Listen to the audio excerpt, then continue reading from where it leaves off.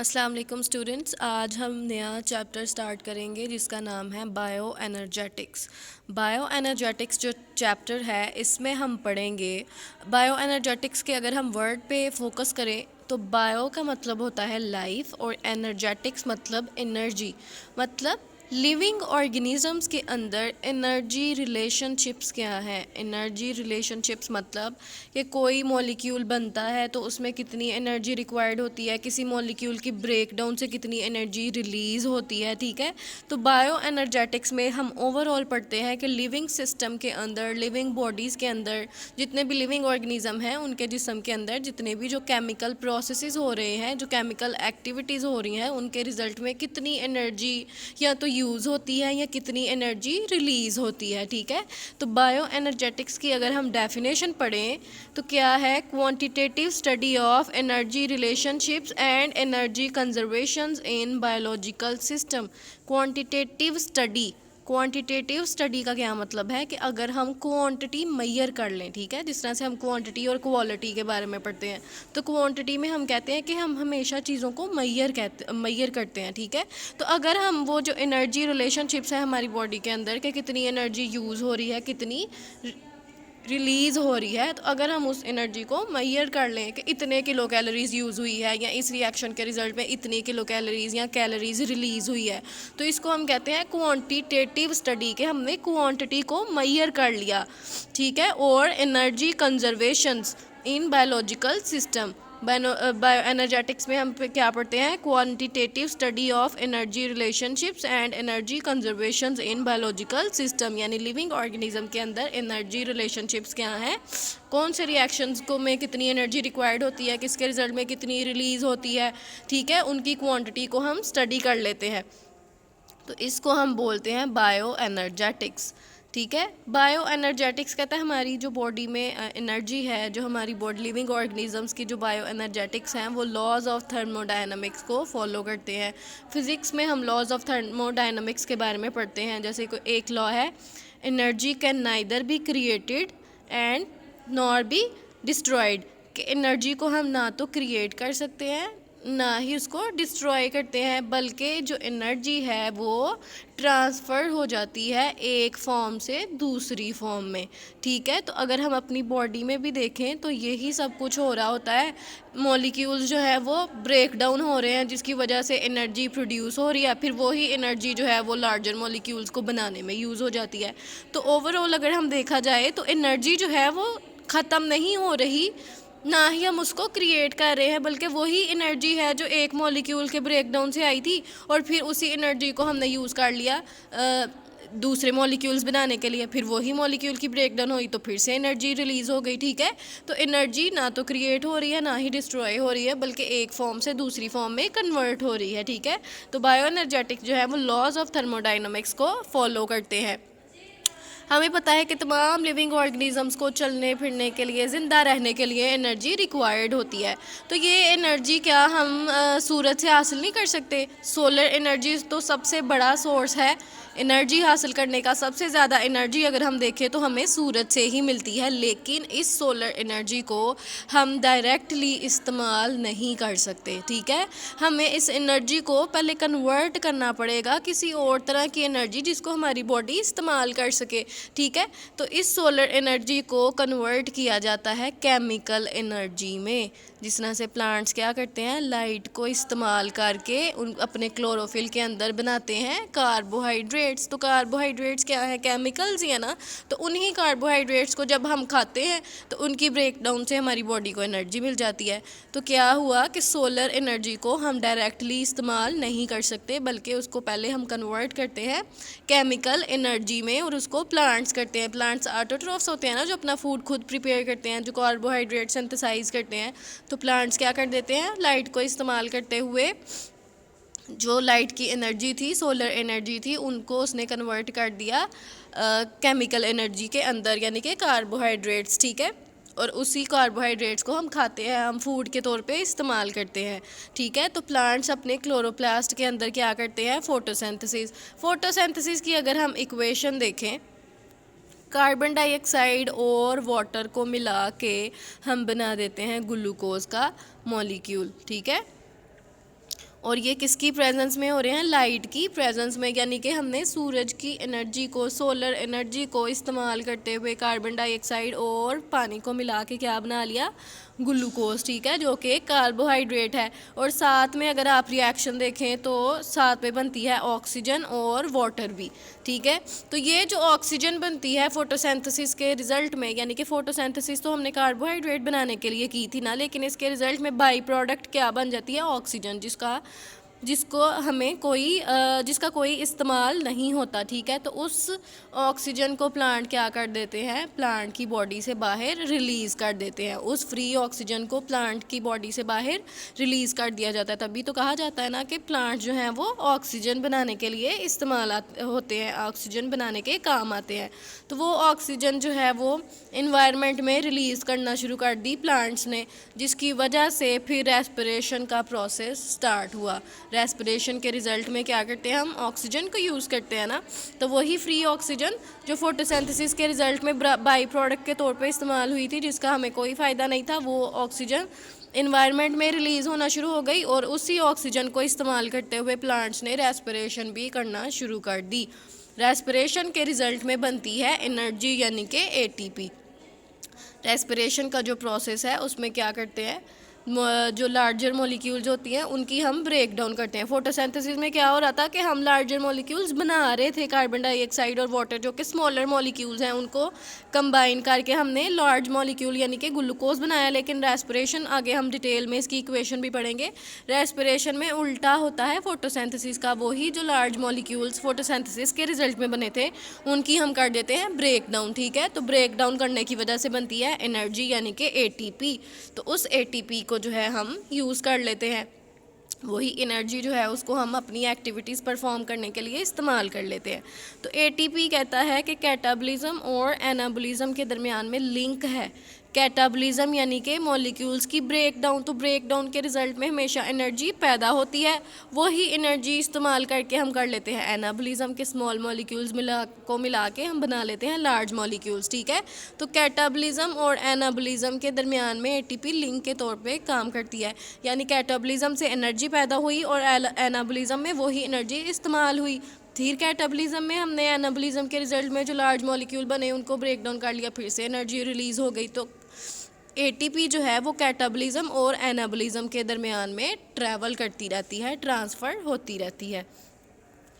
फिर फोटोसिंथेसिस के रिजल्ट में जो ग्लूकोज बना C6H12O6 इक्वेशन की तरफ अगर हम देखें, जो ग्लूकोज बना यानी कि जो एक कार्बोहाइड्रेट है, उसी ग्लूकोज की ब्रेक डाउन करके जो एनर्जी मिलती है उसको हम अपनी सेलुलर एक्टिविटीज़ परफॉर्म करने के लिए इस्तेमाल कर लेते हैं, ठीक है।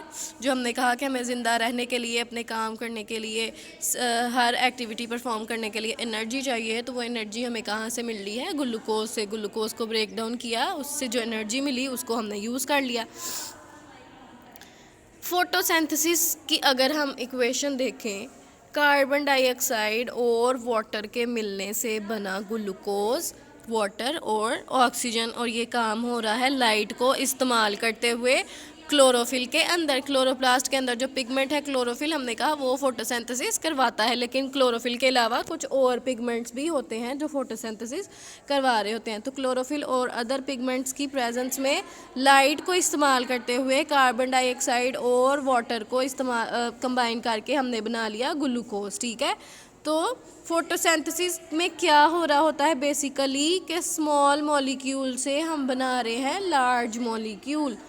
स्मॉल मॉलिक्यूल यानी कि कार्बन डाइऑक्साइड और वाटर जो एनर्जी पुअर है, यानी कि इनमें एनर्जी कम होती है, ये इनऑर्गेनिक है और ये ऑक्सीडाइज्ड है। कार्बन डाइऑक्साइड और वाटर क्या है, एनर्जी पुअर है, इनमें एनर्जी कम है, ये इनऑर्गेनिक है, ठीक है। ऑर्गेनिक इनऑर्गेनिक का डिफरेंस हमें पता है। तो ये इनऑर्गेनिक है और ये ऑक्सीडाइज्ड कंपाउंड्स हैं जिनको कन्वर्ट कर लेते हैं हम ग्लूकोज यानी कि एनर्जी रिच कंपाउंड में, और ये ऑर्गेनिक है और ये रिड्यूस्ड है, ठीक है। एनर्जी रिच मतलब ग्लूकोज में बहुत ज़्यादा एनर्जी होती है, तभी तो हम कहते हैं कि ग्लूकोज की ब्रेक डाउन करके जो एनर्जी मिलती है उसको हम यूज़ करते हैं, ठीक है। तो energy poor inorganic oxidised compounds यानी कि कार्बन डाइऑक्साइड और वाटर को मिला के हम बनाते हैं एनर्जी रिच ऑर्गेनिक और रिड्यूस्ड कंपाउंड यानी कि ग्लूकोज, जिसको हम एनर्जी हासिल करने के लिए इस्तेमाल करते हैं। ठीक है, इक्वेशन में अब हम देखते हैं रिएक्टेंट्स और प्रोडक्ट्स फोटोसिंथेसिस के। किसी भी इक्वेशन के रिएक्टेंट्स और प्रोडक्ट्स क्या होते हैं हम केमिस्ट्री में अच्छे तरीके से पढ़ चुके हैं। रिएक्टेंट्स मतलब वो जो रिएक्शन में इन्वॉल्व होते हैं और जिनको कन्वर्ट कर लेते हैं हम प्रोडक्ट में। ठीक है, तो फोटोसिंथेसिस में की इक्वेशन अगर हम देखें तो रिएक्टेंट्स कौन है जो आपस में रिएक्ट करके प्रोडक्ट बना रहे हैं, वो है कार्बन डाइऑक्साइड और वाटर। तो फोटोसिंथेसिस में रिएक्टेंट्स है कार्बन डाइऑक्साइड और वाटर, जिनको मिला के हम बना रहे हैं ग्लूकोज, वाटर एंड ऑक्सीजन। तो प्रोडक्ट्स हमारी कौन सी हो गई, ग्लूकोज, वाटर एंड ऑक्सीजन। ठीक है, वाटर अगर हम देखें तो रिएक्टेंट्स में भी आ रहा था और प्रोडक्ट्स में भी आ रहा था, यानी कि वाटर इस्तेमाल भी हो रहा है और बाद में वाटर बन भी रहा है। ठीक है, लेकिन यही जो वाटर बन रहा है इसको हम फिर से अगली फोटोसिंथेसिस के लिए इस्तेमाल कर देते हैं। तो ओवरऑल कहता है कि वाटर को हम इग्नोर कर देंगे और इक्वेशन फोटोसिंथेसिस की हम कैसे लिखेंगे, दूसरी इक्वेशन जो है कार्बन डाइऑक्साइड और वाटर मिलके बना रहे हैं ग्लूकोज और ऑक्सीजन। वाटर बेशक बन रहा है इस इक्वेशन में, लेकिन उस वाटर को हम दोबारा से यूज़ कर लेते हैं फिर से फोटोसिंथेसिस करने के लिए। तो इसलिए हम ओवरऑल वाटर को क्या कर देते हैं, इग्नोर कर देते हैं इक्वेशन में, और सिर्फ ग्लूकोज और ऑक्सीजन को प्रोडक्ट्स के तौर पर लिखते हैं। अब फोटोसिंथेसिस की हमें समझ आ गई, इक्वेशन की समझ आ गई। ठीक है, अब हम देखते हैं कि रेस्पिरेशन क्या है। रेस्पिरेशन जैसे हमने कहा था कि फोटोसिंथेसिस का बिल्कुल उल्ट होता है। रेस्पिरेशन में जो फोटोसिंथेसिस के रिजल्ट में प्रोडक्ट्स बन रहे थे ग्लूकोज और ऑक्सीजन, वही जो फोटोसिंथेसिस के प्रोडक्ट्स थे वो रेस्पिरेशन के रिएक्टेंट्स होंगे। ठीक है, यानी कि बिल्कुल उल्टा हो जाएगा। फोटोसिंथेसिस के रिजल्ट में जो ग्लूकोज बना रहे थे हम रेस्पिरेशन में, उसी ग्लूकोज की हम ब्रेक डाउन करेंगे। ठीक है, तो फोटोसिंथेसिस के जो प्रोडक्ट्स हैं वो रेस्पिरेशन के रिएक्टेंट्स हैं। जैसे कि अगर हम देखें रेस्पिरेशन की इक्वेशन अगर आप देखें तो इसमें रिएक्टेंट्स क्या हैं, ग्लूकोज और ऑक्सीजन। ठीक है, तो ग्लूकोज की जो है वो हम ब्रेक डाउन करेंगे ऑक्सीजन की प्रेजेंस में और फिर से बन जाएगी कार्बन डाइऑक्साइड, वाटर, और साथ में रिलीज़ होगी एनर्जी। ठीक है, वही एनर्जी जो हमें चाहिए। ठीक है, तो रेस्पिरेशन में क्या हो रहा है कि फोटोसिंथेसिस के रिजल्ट में जो हमने ग्लूकोज बनाई थी, अब उस ग्लूकोज से एनर्जी हासिल करने के लिए, ठीक है, यही तो मकसद होता है ग्लूकोज बनाने का, ताकि हम उसे एनर्जी हासिल कर सकें। तो हम क्या करेंगे, उसी ग्लूकोज की वाटर की प्रेजेंस में कर देंगे ब्रेक डाउन, और उसके रिजल्ट में पैदा होगी कार्बन डाइऑक्साइड और वाटर, और साथ में एनर्जी, जिस एनर्जी को हम कर लेंगे इस्तेमाल अपनी एक्टिविटीज़ परफॉर्म करने के लिए। ठीक है, तो फोटोसिंथेसिस और रेस्पिरेशन एक दूसरे के बिल्कुल उल्ट है। फोटोसिंथेसिस में अगर हम देखें तो एनर्जी इस्तेमाल हो रही है और रेस्पिरेशन में वही एनर्जी रिलीज़ हो रही है। ठीक है, तो फोटोसिंथेसिस के बारे में हम ये भी जानते हैं कि फोटोसिंथेसिस होती है लाइट की प्रेजेंस में, और लाइट तो सिर्फ डे टाइम में होती है। ठीक है, रात को तो सूरज डूब जाता है ना, तो फोटोसिंथेसिस होगी फिर सिर्फ और सिर्फ दिन में। लेकिन जो रेस्पिरेशन है वो, उसमें तो लाइट का कोई अमल दखल नहीं है ना, तो रेस्पिरेशन डे एंड नाइट हर वक्त होती रहती है। ठीक है, अब क्या होगा, जैसे कि हम देख सकते हैं कि फोटोसिंथेसिस के रिजल्ट में जो ऑक्सीजन और ग्लूकोज प्रेजेंट हुई थी उसी को इस्तेमाल कर रही है रेस्पिरेशन। रेस्पिरेशन में जो ऑक्सीजन हमें चाहिए वो किधर से आ रही है, फोटोसिंथेसिस से। ठीक है, और रेस्पिरेशन के रिजल्ट में जो कार्बन डाइऑक्साइड बन रही है वही कार्बन डाइऑक्साइड फिर से इस्तेमाल हो जाएगी फोटोसिंथेसिस करने के लिए। फोटोसिंथेसिस में कार्बन डाइऑक्साइड चाहिए ना, तो इसका मतलब है कि ये दोनों एक दूसरे की ज़रूरतों को पूरा कर रहे हैं। फोटोसिंथेसिस के लिए जो हमें कार्बन डाइऑक्साइड चाहिए वो हम ले लेते हैं रेस्पिरेशन से बनने वाली कार्बन डाइऑक्साइड, और रेस्पिरेशन के लिए हमें जो ऑक्सीजन चाहिए वो हम ले लेते हैं फोटोसिंथेसिस से बनने वाली ऑक्सीजन। फोटोसिंथेसिस के रिजल्ट में जो ऑक्सीजन बाई प्रोडक्ट बनी थी उसी को हम रेस्पिरेशन के लिए इस्तेमाल कर लेते हैं, और रेस्पिरेशन के रिजल्ट में जो कार्बन डाइऑक्साइड बनी थी उसको हम फोटोसिंथेसिस के लिए इस्तेमाल कर लेते हैं। अब होता क्या है कि फोटोसिंथेसिस तो हमने कहा कि सिर्फ डे टाइम में होती है, लेकिन रेस्पिरेशन जो है वो रात को भी होती है। अब रात को हमें रेस्पिरेशन के लिए जो ऑक्सीजन चाहिए, अब वो हम कहाँ से लेंगे, अब फोटोसिंथेसिस तो हो नहीं रही, ऑक्सीजन बन नहीं रही फोटोसिंथेसिस के रिजल्ट में, तो वो रेस्पिरेशन के लिए जो ऑक्सीजन हमें चाहिए वो हम कहाँ से लेंगे, तो वो ऑक्सीजन प्लांट लेता है एनवायरनमेंट से। ठीक है, और उसके रिज़ल्ट में जो कार्बन डाइऑक्साइड बन रही थी रेस्पिरेशन के रिज़ल्ट में, अब वो कार्बन डाइऑक्साइड फोटोसिंथेसिस के लिए तो हमें चाहिए नहीं, क्योंकि फोटोसिंथेसिस हो ही नहीं रही, तो वो जो कार्बन डाइऑक्साइड है उसको क्या कर देंगे, प्लांट की बॉडी से बाहर इन्वायरमेंट में रिलीज़ कर देंगे। इसीलिए कहते हैं कि रात के वक्त हमें दरख्तों के नीचे नहीं जाना चाहिए, नहीं सोना चाहिए। अक्सर लोग क्या करते हैं, दरख्तों के नीचे सोते हैं, तो क्या हो जाता है कि अक्सर लोगों को दम घुटने की प्रॉब्लम हो जाती है। वो क्यों? क्योंकि हमें पता है कि रेस्पिरेशन की वजह से रात को ऑक्सीजन जो है वो प्लांट इन्वायरमेंट से ले रहा है, जिसकी वजह से क्या हो सकता है कि प्लांट के इर्द गिर्द रात को ऑक्सीजन की कमी हो जाएगी, और रेस्पिरेशन के रिज़ल्ट में जो कार्बन डाइऑक्साइड बन रही है उसको प्लांट क्या कर रहा है, इन्वायरमेंट में रिलीज़ कर रहा है। तो रात को ओवरऑल क्या हो रहा होता है कि प्लांट के इर्द गिर्द ऑक्सीजन की कमी हो जाती है और कार्बन डाइऑक्साइड का इजाफा हो जाता है। इसलिए हमें रात के टाइम दरख्तों के नीचे नहीं सोना चाहिए, वरना इंसान का दम घुट सकता है, क्योंकि हमें सांस लेने के लिए ऑक्सीजन चाहिए, लेकिन वो ऑक्सीजन कौन इस्तेमाल कर रहा है, प्लांट। ठीक है, तो प्लांट के इर्द गिर्द ऑक्सीजन की कमी हो जाती है। ठीक है, तो इसका मतलब ये है कि रात के वक्त प्लांट को जो ऑक्सीजन चाहिए रेस्पिरेशन के लिए वो इन्वायरमेंट से ली जा रही है, ना कि जो फोटोसिंथेसिस के रिज़ल्ट में ऑक्सीजन बन रही थी वो। ठीक है, और रेस्पिरेशन के रिज़ल्ट में जो कार्बन डाइऑक्साइड रिलीज़ हो रही थी, अब वो फोटोसिंथेसिस में इस्तेमाल नहीं हो रही और वो कार्बन डाइऑक्साइड इन्वायरमेंट में रिलीज़ कर दी जा रही है। ठीक है, फिर जब दिन चढ़ता है, जब सूरज निकलता है, तो प्लांट फोटोसिंथेसिस स्टार्ट कर देता है। ठीक है, तो हमें पता है कि आहिस्ता आहिस्ता जो सूरज है उसकी लाइट बढ़ती जाती है। इसका मतलब है कि सुबह सुबह का जो टाइम होगा तब फोटोसिंथेसिस जो है वो कम हो रही है। जैसे जैसे सूरज की रोशनी बढ़ती जा रही है, फोटोसिंथेसिस की अमाउंट जो है, फोटोसिंथेसिस का जो रेट है वो बढ़ता जा रहा है। इसका मतलब है कि ज़्यादा फोटोसिंथेसिस के लिए हमें ज़्यादा कार्बन डाइऑक्साइड चाहिए। तो इतनी कार्बन डाइऑक्साइड अब हमें चाहिए कि जो रेस्पिरेशन अकेली पूरी नहीं कर सकती। रेस्पिरेशन के रिज़ल्ट में जो कार्बन डाइऑक्साइड बन रही थी उसी को हम यूज़ कर रहे थे ना फोटोसिंथेसिस के लिए, लेकिन हमने कहा कि जैसे जैसे सूरज की रोशनी बढ़ती है फोटोसिंथेसिस भी बढ़ती चली जाती है, जिसकी वजह से हमें ज़्यादा कार्बन डाइऑक्साइड चाहिए जो अकेली रेस्पिरेशन हमें नहीं दे पा रही। इसलिए प्लांट क्या करेगा, कुछ जो कार्बन डाइऑक्साइड है वो तो रेस्पिरेशन वाली यूज़ कर लेगा, और कुछ कार्बन डाइऑक्साइड प्लांट जो है वो हवा से लेगा, इन्वायरमेंट से लेगा। इसीलिए हम कहते हैं कि प्लांट क्या करता है, कार्बन डाइऑक्साइड को इस्तेमाल करता है। ठीक है, फिर ज़्यादा फोटोसिंथेसिस हो रही है, इसका मतलब है कि जो ऑक्सीजन रिलीज़ हो रही है वो भी ज़्यादा रिलीज़ हो रही है। इतनी ज़्यादा रिलीज़ हो रही है कि कुछ तो प्लांट रेस्पिरेशन के लिए यूज़ कर लेगा, लेकिन एक्स्ट्रा ऑक्सीजन जो होगी वो प्लांट की बॉडी से बाहर रिलीज़ कर दी जाएगी। ठीक है, जैसे जैसे फोटोसिंथेसिस बढ़ेगी, हमने कहा कार्बन डाइऑक्साइड का इस्तेमाल भी बढ़ता जा रहा है, तो जो एक्स्ट्रा कार्बन डाइऑक्साइड है वो हम लेंगे हवा से, और ज़्यादा फोटोसिंथेसिस हो रही है तो इसका मतलब है कि ऑक्सीजन भी ज़्यादा रिलीज़ हो रही है, तो वो जो एक्स्ट्रा ऑक्सीजन होगी उसको हम प्लांट की बॉडी से बाहर रिलीज़ कर देंगे। कुछ तो प्लांट रेस्पिरेशन के लिए यूज़ कर लेगा ना, तो जो एक्स्ट्रा होगी उसको प्लांट की बॉडी से बाहर रिलीज़ कर देंगे। ठीक है, फिर एक ऐसा पॉइंट होता है जिसको हम बोलते हैं कॉम्पेंसेशन पॉइंट। कॉम्पेंसेशन पॉइंट जो है ना, ये होता है एट डॉन एंड डस्क।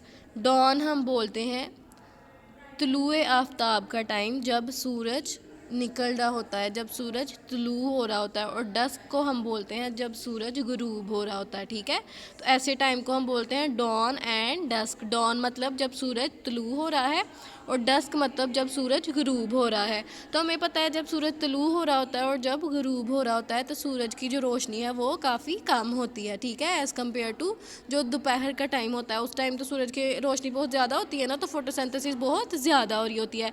लेकिन डॉन एंड डस्क का जो टाइम है तब फोटोसिंथेसिस बहुत कम हो रही होती है, क्योंकि लाइट जो है वो बहुत कम है उस टाइम पे। ठीक है, तो इसका मतलब है कि अब फोटोसिंथेसिस कम हो रही है। ठीक है, तो इस पॉइंट पे कहता है कि फोटोसिंथेसिस और रेस्पिरेशन का रेट इक्वल हो जाता है। रेस्पिरेशन और फोटोसिंथेसिस बराबर हो रही होती हैं। ठीक है, वरना क्या हो रहा था, जब लाइट जैसे जैसे बढ़ी थी फोटोसिंथेसिस जो थी वो रेस्पिरेशन से ज़्यादा होती जा रही थी। ठीक है, लेकिन इस पॉइंट पे जब रोशनी बहुत कम है, लाइट बहुत कम है, तो फोटोसिंथेसिस रेस्पिरेशन के इक्वल होती है। इसका मतलब ये है कि फोटोसिंथेसिस के रिज़ल्ट में जो ऑक्सीजन रिलीज़ हो रही है वो उतनी है जितनी रेस्पिरेशन के लिए हमें चाहिए, और रेस्पिरेशन के रिज़ल्ट में जो कार्बन डाइऑक्साइड बन रही है वो भी बिल्कुल उतनी है जितनी हमें फोटोसिंथेसिस के लिए चाहिए। ठीक है, तो इस पॉइंट पे ना तो प्लांट को फोटोसिंथेसिस के लिए बाहर से कार्बन डाइऑक्साइड लेने की ज़रूरत पड़ रही है क्योंकि फोटोसिंथेसिस बहुत कम हो रही है, और ना ही जो फोटोसिंथेसिस के रिज़ल्ट में ऑक्सीजन बन रही है वो हमें प्लांट की बॉडी से बाहर रिलीज़ करने की ज़रूरत है, क्योंकि वो बहुत कम है जितनी रेस्पिरेशन में सारी की सारी इस्तेमाल हो जाती है। तो ये ऐसा पॉइंट है कंपनसेशन पॉइंट, जब प्लांट जो है वो अपनी इन्वायरमेंट से ना तो कार्बन डाइऑक्साइड ले रहा होता है, ना ही ऑक्सीजन रिलीज़ कर रहा होता है, ठीक है। क्योंकि फोटोसिंथेसिस और रेस्पिरेशन एक दूसरे के इक्वल होते हैं। फोटोसिंथेसिस के रिजल्ट में जो ऑक्सीजन बनी वो रेस्पिरेशन ने यूज़ कर ली, और रेस्पिरेशन के रिजल्ट में जो कार्बन डाइऑक्साइड बनी वो फोटोसिंथेसिस ने रिलीज़ कर ली, यूज़ कर ली, ठीक है। तो हमें ना तो बाहर से कार्बन डाइऑक्साइड लेने की ज़रूरत है, ना ही ऑक्सीजन रिलीज़ करने की ज़रूरत है। तो इस पॉइंट पे कहता है कि प्लांट के जो लीव्स हैं और इन्वायरमेंट के दरमियान कोई एक्सचेंज नहीं हो रहा होता, इसलिए इस पॉइंट को हम बोलते हैं कॉम्पेंसेशन पॉइंट।